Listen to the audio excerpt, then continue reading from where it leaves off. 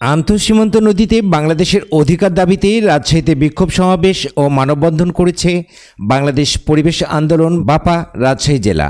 আজ বেলা 11টার দিকে নগরীর সাহেববাজার জিরো পয়েন্টে এই বিক্ষোভ সমাবেশ ও মানববন্ধন অনুষ্ঠিত হয়। বিক্ষোভ সমাবেশে বক্তব্য রাখেন বাপা নেতা ও রাজশাহী রক্ষা সংগ্রাম পরিষদের সাধারণ সম্পাদক জামাত খান সহ বিভিন্ন পেশাজীবী মানুষ।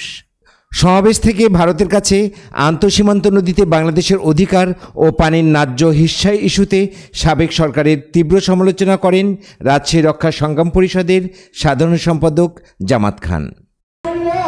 দীর্ঘদিন যাবৎ বৈষম্য রাজশাহীর সঙ্গে করা হয়, বিমানসুলভ আচরণ করা হয়। আপনারা জানেন, এই যে বলার মেশিনের যে প্রকল্প গ্রহণ করা হয়েছিল, সেই 520 কোটি টাকার প্রকল্প পুনরায় সে আমলাতান্ত্রিক জটিলতায় সেই ফাইল আবার ফেরত পাঠিয়েছে। আমি জানি না কোন ক্ষমতায় কার সারাই আপনি মন্ত্রী ছিলেন শাহরিয়ার, আপনি কিন্তু নদী বাঁধিয়ে জানতেন। এই রাজশাহীর জনগণ, চারঘাট বাগান জনগণ আন্দোলন সংগ্রাম করে অর্থ নিয়েছে, ওই নদী ভাঙন রোধ করেছে। আপনার কোনো ভূমিকা ছিল না।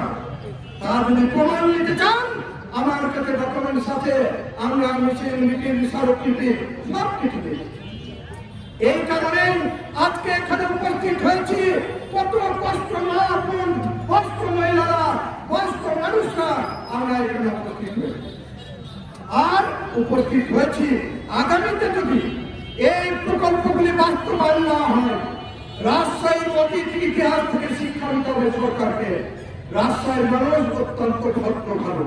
যদি প্রকল্পগুলি বাস্তবায়ন না করেন, গঙ্গা চুক্তি না করেন, নদী খনন না করেন, দখল মুক্ত না করেন এবং নদীর দূষণ না বন্ধ করেন, তাহলে তার ভাঙা জবাব দেব।